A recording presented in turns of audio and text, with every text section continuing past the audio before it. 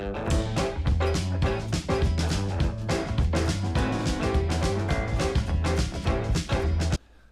right, everybody, welcome back to Sunshine Acres. I'm Jason. I'm Jared. Hi, I'm Kara.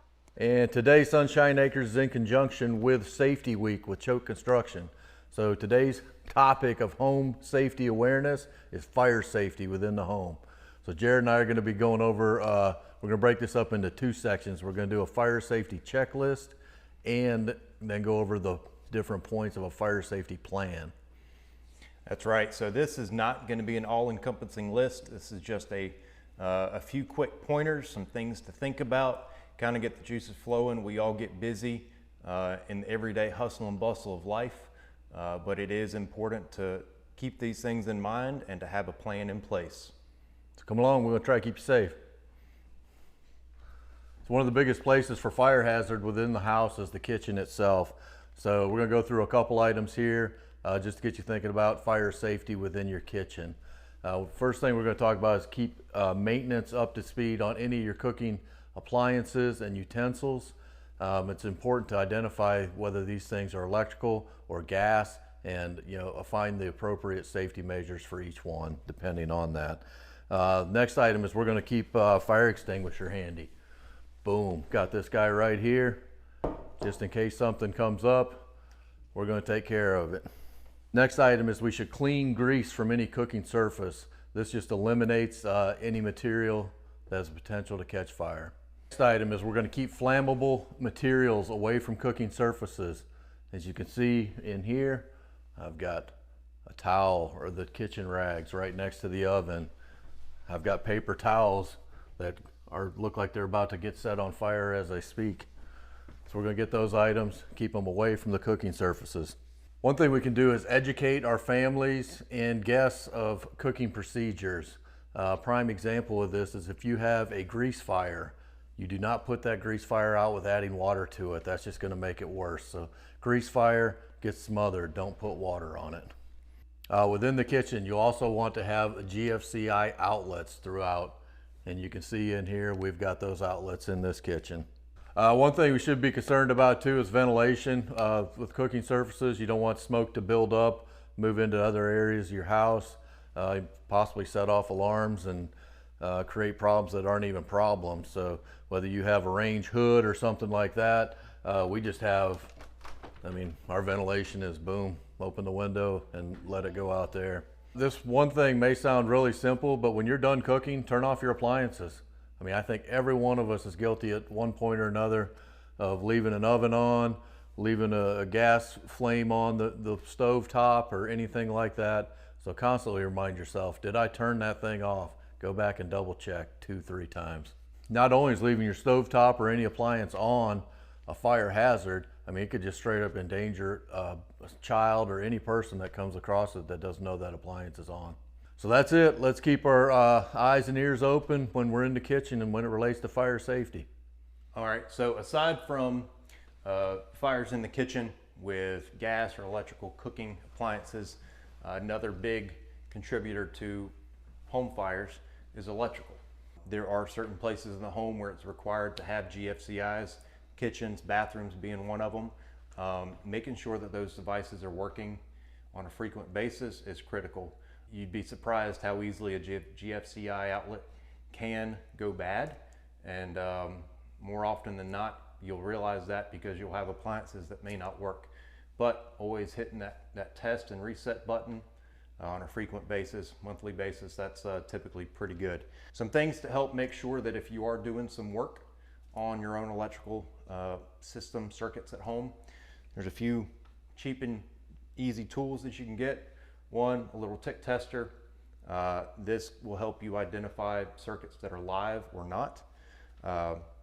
Just for example, plug it in and it'll tell you whether or not there's power going to that outlet. If you are rewiring circuits, get one of these outlet testers.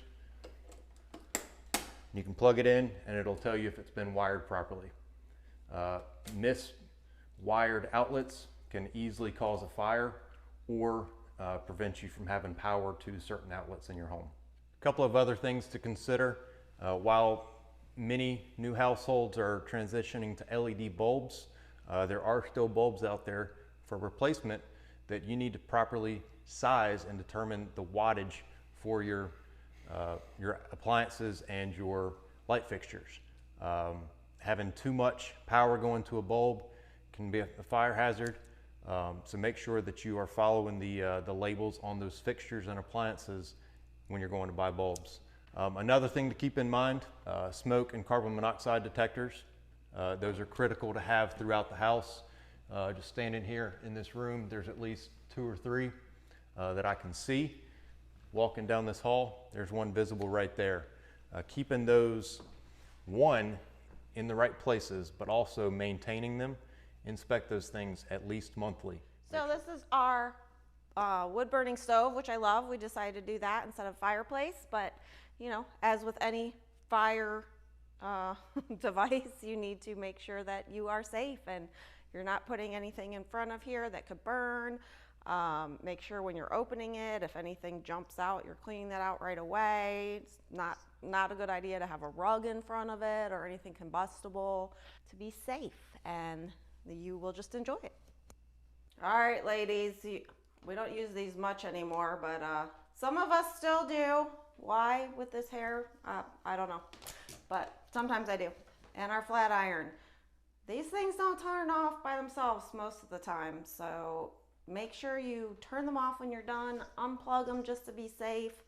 You know, these things are dangerous, something next to them, a towel hanging down low. I mean, that could be a fire, and you may look good that day, but when you come home and your house is burnt down, it's not gonna be worth it.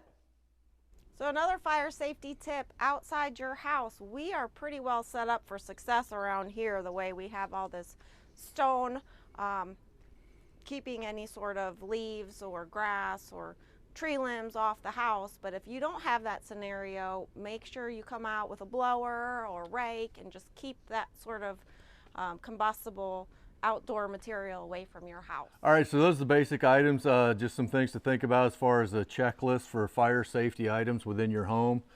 Second part of this, we want to talk about the actual fire safety plan. And this varies, obviously, everybody's is a little bit different, but it's actually well worth your time and effort to do this for the safety of yourself and your family. Plan is the biggest part, you know, making sure you have that plan in place. And there's 4 kind of key items to that plan. Identify the hazards, you know, identify what your risks are in your home and outside your home. Hold a family meeting, get everybody involved, even down to the kids. Make sure that they're a part of the plan.